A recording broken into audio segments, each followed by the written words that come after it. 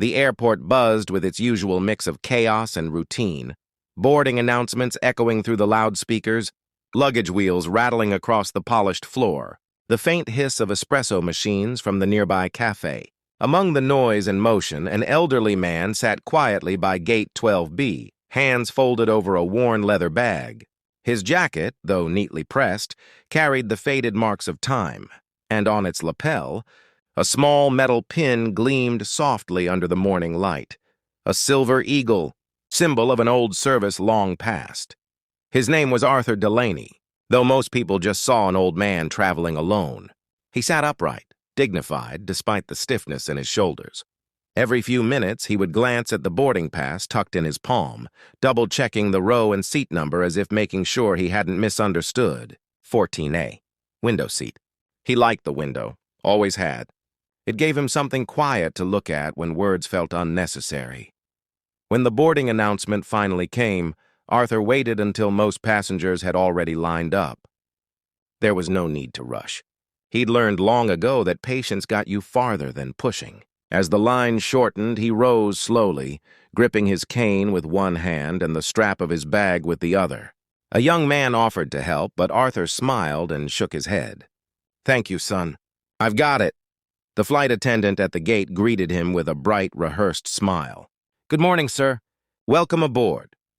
"Morning, miss," he replied with a nod, his voice calm and steady. Down the narrow aisle, he made his way toward row 14.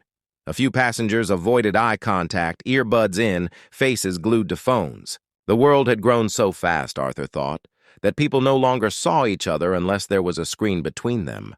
Still, he didn't take offense. He simply kept moving until he reached his seat. The window. Just as he'd hoped.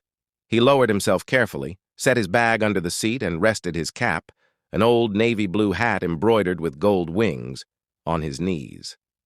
Outside, the runway shimmered in the heat, and somewhere far beyond those clouds he imagined the hum of aircraft engines he used to know so well. There was a peace in that thought.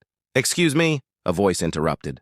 Arthur turned. A woman stood in the aisle, her brow furrowed, two small children tugging at her sleeves. Behind her, a tall man struggled with an overstuffed diaper bag. "Sir," the woman said, pointing to the overhead numbers, "I think you're in our seats." Arthur blinked. 14A? He asked, showing his ticket. "Yes," she said quickly. "We booked 14A, B, and C together so the kids could sit with us. I don't know how they messed it up, but—" She sighed impatiently. "Could you maybe take another seat? I really need to sit with them." The man beside her gave an apologetic shrug. "Sorry, sir." "You know how kids are?" Arthur hesitated, glancing at the children. One clutched a stuffed rabbit, staring up at him with wide, uncertain eyes. He smiled faintly. "Of course," he said at last. "Family should stay together." He stood slowly, bracing himself on the armrest, and retrieved his bag. The woman exhaled with relief, barely meeting his gaze. "Thank you," she said quickly, already guiding her children into the seats. Arthur nodded. "You're welcome," he whispered, stepping aside. A flight attendant noticed and quietly found him an open seat near the back, by the restroom, cramped and noisy. Arthur didn't mind. He placed his cap on his knees again and settled into the narrow space. Around him, passengers scrolled on their phones or adjusted their earbuds. No one noticed the old man who had given up his comfort without a word. But he didn't need thanks. He simply looked out the window and smiled, waiting for takeoff, as he always had, with quiet dignity. 9 minutes had passed since the last passenger boarded, yet the plane still sat idle on the tarmac. The low hum of the engines vibrated beneath the floor, ready to roar to life, but something held the flight back. Overhead, the cabin lights flickered softly, bathing the rows of passengers in a calm, artificial glow that only highlighted their growing impatience. A few passengers sighed audibly. Someone muttered about missing a connection in Dallas. The young mother in row 14, the one who had taken the old man's seat, was trying to keep her restless children entertained with cartoons on a tablet. Her husband leaned back, already half asleep, unaware of the quiet unease that rippled through the cabin. From his cramped seat near the back, Arthur Delaney sat silently, hands resting over his cap. The seat beside him was empty. Every few moments, a passenger brushed past to reach the restroom, offering distracted apologies. He would nod politely, smile faintly, and return his gaze to the small oval window. Outside, the morning sun cut through the haze, glinting off the wings of distant aircraft. Arthur's reflection stared back at him, older, thinner, but still steady. He remembered flights of a different kind, roaring cargo planes, dust storms, and young faces that never made it home. The contrast stung a little, though he would never say so aloud. Then the intercom crackled. "Ladies and gentlemen, this is your captain speaking. We're experiencing a brief delay before departure. Please remain seated. We'll update you shortly." His voice was calm, but there was something unusual in his tone. A pause, a slight tremor, as if he were choosing his words carefully. The flight attendant near Arthur offered a polite, practiced smile. "It shouldn't be long, sir," she said. Arthur nodded. "No rush. I've waited through worse delays." She smiled, not quite understanding, and moved on to reassure another row of fidgeting passengers. In the cockpit, Captain James Wilder sat motionless, his gloved hands resting on the throttle controls. The co-pilot looked at him, puzzled. "Captain, the tower's cleared us for taxi." Wilder didn't answer right away. His eyes were fixed on the passenger manifest glowing on his small display screen.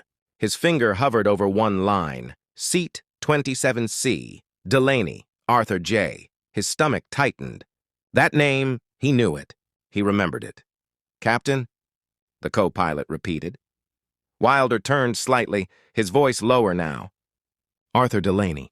That's Colonel Delaney. I flew under him in Afghanistan. 2009. The co-pilot blinked. "Seriously?" "He pulled us out after our bird took fire over Kandahar. We were hit bad, lost an engine.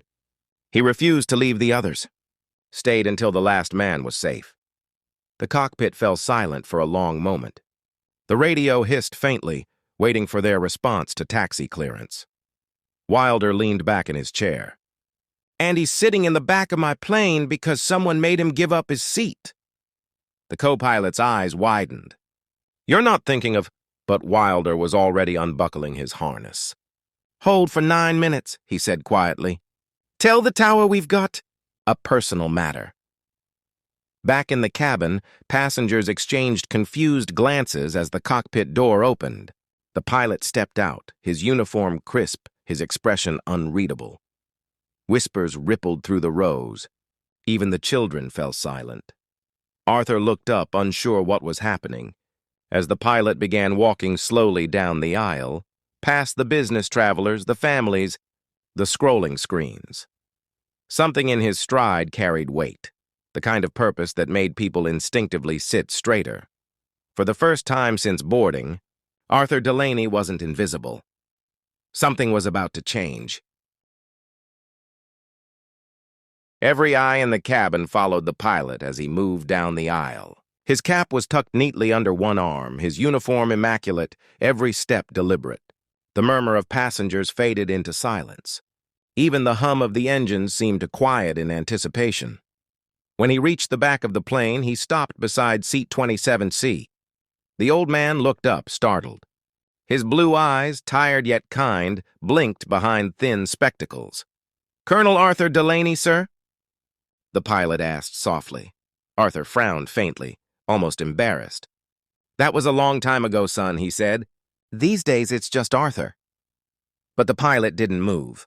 His jaw tightened, his voice trembling slightly. "You probably don't remember me. I was Lieutenant James Wilder, 82nd Airborne. Kandahar, 2009. You pulled my unit out after our bird went down. You stayed behind while the rest of us were evacuated." Arthur's eyes flickered with recognition, a flash of memory that carried the weight of smoke, sand, and the thunder of helicopter blades. He looked down for a moment, as if unwilling to dwell on it. "You were just kids," he murmured. "I did what anyone would have done."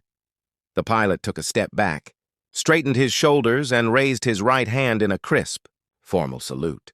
"Permission to say, sir, not everyone would have." A hush fell over the cabin. People craned their necks, whispering, phones lowering, earbuds slipping out. Even the flight attendant stood frozen mid-step. The pilot turned slightly toward the passengers. His voice, calm but commanding, carried through the silence. "Ladies and gentlemen, this man sitting here gave up his seat today, not because he had to, but because he believed a family should stay together. What most of you don't know is that Colonel Delaney once gave up far more than that. He's a veteran who served this country with honor, and because of him, men like me are alive to fly you home today." For a moment, no one spoke. Then a single pair of hands began to clap, hesitant at first, then another joined, and another. Within seconds, the entire cabin erupted in applause.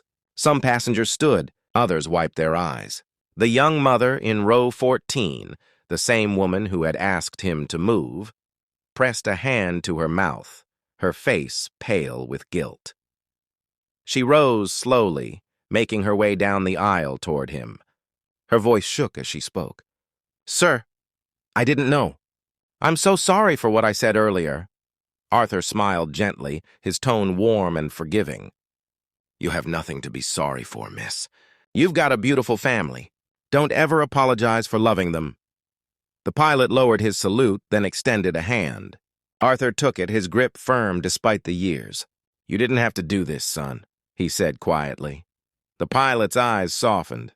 "Sir, I've waited a long time to." After a few seconds, the pilot turned to the passengers again. "Now," he said with a faint smile, "let's get this flight in the air. We've kept our hero waiting long enough." Laughter and applause filled the cabin once more.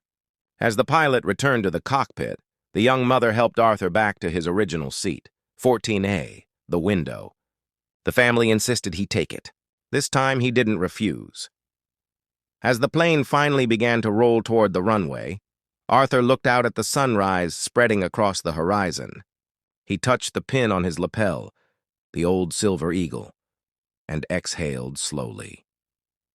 The engines roared, the aircraft lifted, and for the first time in many years, he felt something rise inside him too. Not pride, not nostalgia, just peace. And somewhere behind the locked cockpit door, Captain James Wilder sat a little taller, flying the man who had once taught him what true honor looked like.